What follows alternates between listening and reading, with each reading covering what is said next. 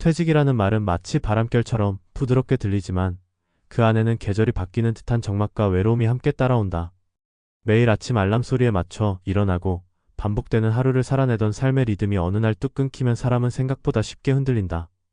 자유라고 생각했던 시간은 곧 허전함으로, 편안하리라 믿었던 일상은 지출의 그림자 속에서 점점 숨이 막혀온다. 이 돈 없으면 퇴직 후 고생이 시작된다는 말, 그건 단순한 경고가 아니라 수많은 사람들의 진실이자 현실이다. 오늘 우리는 두 사람의 이야기를 통해 그 돈이 어떤 의미였는지, 무엇이 그들의 일상을 무너뜨렸는지를 나직이 되짚어보려 한다. 첫 번째 인물은 서울 은평구의 62세 남성 김태진 씨다.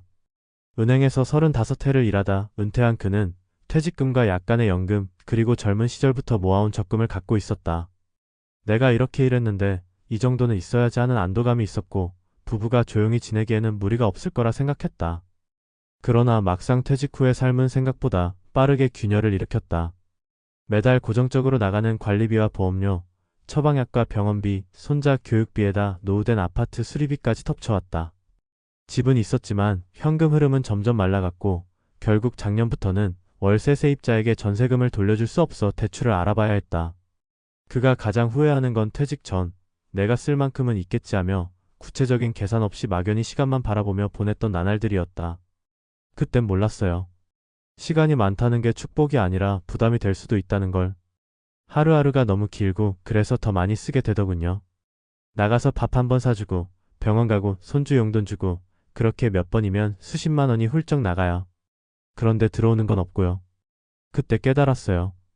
퇴직금이 아니라 현금 흐름이 필요하다는 걸. 두 번째 이야기는 부산 기장군에 사는 59세 여성 오미자 씨의 이야기다. 평생을 마트에서 일하며 살아온 그녀는 큰 돈을 벌지는 못했지만 나름대로 알뜰하게 살아왔다. 자녀 교육에 힘을 쏟느라 노후는 늘 뒷전이었다.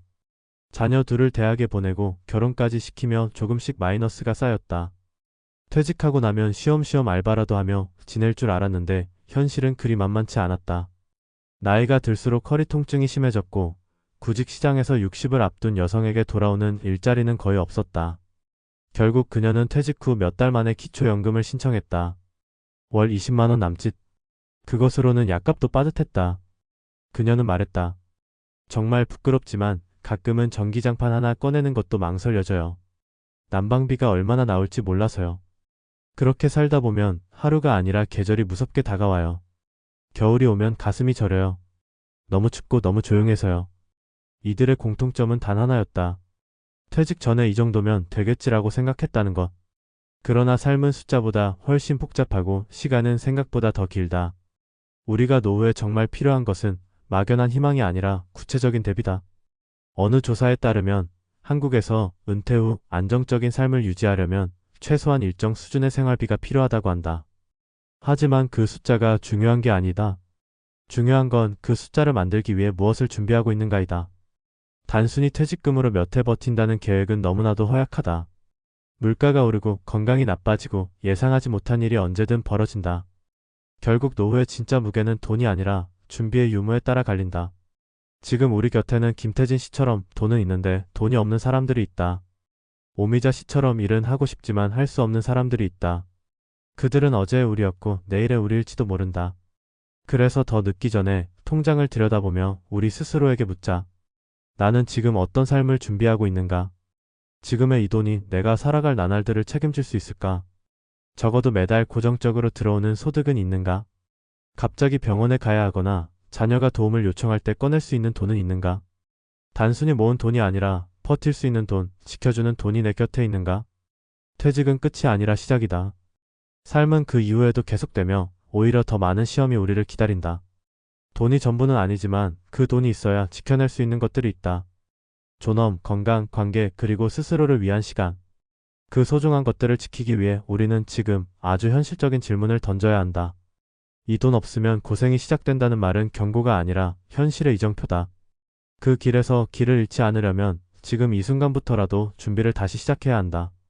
누구도 대신 살아주지 않기 때문이다. 그리고 그 시간이 오면 고요한 겨울에도 따뜻한 전기장판 하나 켤 수 있는 삶을 살기 위해 우리는 오늘을 살아야 한다. 조용히 그러나 단단히. 퇴직 후 삶의 안정을 가늠하는 가장 중요한 기준은 단연 현금 흐름이다. 많은 이들이 퇴직을 앞두고 재산 총액을 점검하며 이 정도면 버틸 수 있다는 막연한 계산을 한다. 그러나 숫자가 말해주는 건 단지 출발점일 뿐이고 삶은 매달 이어지는 고정 지출과 변수들로 이루어진다. 특히 은퇴 후의 경제는 다소 예측이 어려운 특성이 있다. 수입은 급격히 줄어드는 반면 지출은 오히려 더 늘어나는 경우가 많기 때문이다. 나이가 들수록 의료비 부담이 커지고 시간의 여유는 소비의 여지를 더 키운다. 손주에게 용돈을 주거나 오랜 친구들과 점심 한 끼를 나누는 것조차 쌓이면 적지 않은 지출로 이어진다. 그 모든 일상이 불편함 없이 유지되려면 반드시 필요한 것이 지속 가능한 소득이다. 한국의 5060대가 흔히 빠지는 오해 중 하나는 퇴직금과 노후자금을 동일시한다는 점이다. 퇴직금은 말 그대로 퇴직 당시의 보상일 뿐 그것이 노후 전반을 커버할 수 있을 것이라는 기대는 현실을 오도하는 위험한 착각이다. 평균 수명은 길어졌고 은퇴 시점은 빨라졌다. 직장인의 평균 퇴직 연령은 50대 중후반에 몰려있고 실제 은퇴 이후에도 30년 가까운 시간이 남아있다. 이 긴 시간을 버티기 위한 자산은 단순히 얼마 모았는가보다 어떻게 쓰일 것인가가 훨씬 중요하다. 현금이 묶인 부동산이나 일시금 중심의 자산은 급전이 필요할 때 활용도가 떨어진다. 그렇기에 보다 유연하게 사용할 수 있는 유동성 중심의 포트폴리오가 필요하다. 또 하나의 중요한 문제는 노후의 변수다. 젊을 때는 질병이나 사고를 변수로 인식하지 않지만 은퇴 후에는 예외 없이 건강이 비용으로 전환된다. 경증의 고혈압이나 당뇨는 물론 관절 질환과 치매까지 오랜 시간에 걸쳐 지속적으로 의료비를 발생시킨다. 현재의 건강이 미래의 안정을 보장해주지 않는다는 사실은 수많은 사례에서 반복된다. 그런데도 많은 사람들은 나는 괜찮을 거야 라는 낙관에 기대어 아무런 준비 없이 나이 들어간다. 건강보험이 있다고 안심하는 것도 한계가 있다. 실손보험도 갱신이 어렵거나 보험금 청구가 까다로운 사례가 늘고 있으며 비급여 항목이나 간병비는 온전히 개인 부담으로 돌아온다. 결국 고령으로 갈수록 의료비는 가계에 심각한 부담을 안기고 이는 곧 삶의 질 저하로 이어진다. 노후 준비에 있어 심리적 회피는 또 다른 함정이다. 은퇴를 앞둔 상당수 직장인들은 자신이 처한 재정 현실을 정면으로 마주하지 않는다. 정년이 다가오는데도 구체적인 재무 계획 없이 버티고 자녀 교육과 주거 문제에 집중하느라 정작 자신을 위한 준비는 미루게 된다. 하지만 노후는 미루는 만큼 대가가 커지는 시기다. 지금 점검하지 않으면 은퇴 후 수입이 끊긴 그 순간부터 모든 후회는 현실이 된다. 중요한 것은 통장의 잔고가 아니라 매달 들어오는 고정소득이다. 아무리 자산이 많아도 그것이 소득으로 환전되지 않으면 생활은 빠르게 무너진다. 그렇기에 연금의 구조, 부동산의 유동성, 금융자산의 배분 전략을 지금 당장 점검해야 한다. 특히 국민연금 하나에 의존하는 것은 매우 위험하다.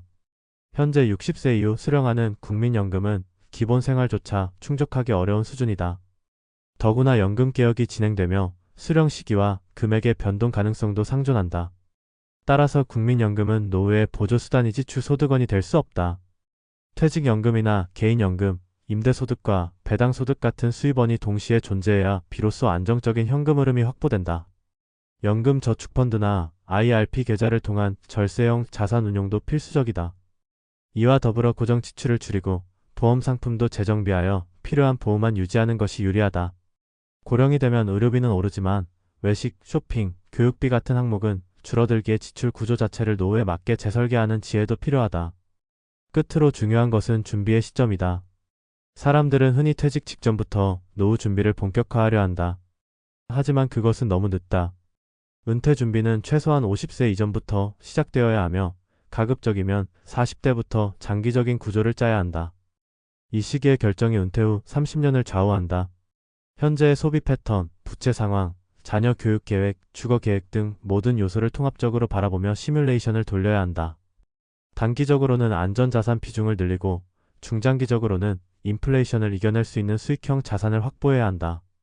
그 기반 위에 연금 구조를 설계하고 예기치 못한 상황을 대비한 비상자금까지 갖추어야 비로소 은퇴는 안정이라는 이름을 가질 수 있다. 노후는 한 사람의 삶이 고요하게 정리되는 시간이 아니다.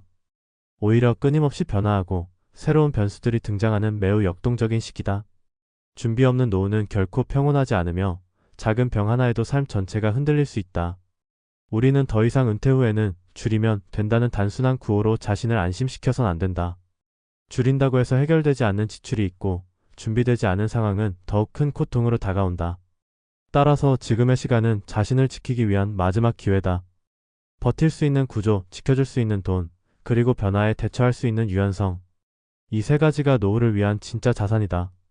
지금 통장을 들여다보고 그 안에 고요히 남겨진 수치 속에서 미래를 읽어야 한다. 퇴직은 삶의 쉼표가 아니라 경제적 생존의 또 다른 시작이다. 그리고 이 시작 앞에서 가장 먼저 점검해야 할 것은 바로 이 돈 없으면 고생 시작된다는 문장 속의 현실이다. 삶의 품격은 돈으로 결정되지 않지만 돈 없이는 삶의 품격조차 지키기 어려운 시대에 우리는 살고 있다. 그러니 준비는 남의 이야기가 아니라 오늘의 나를 위한 선택이어야 한다.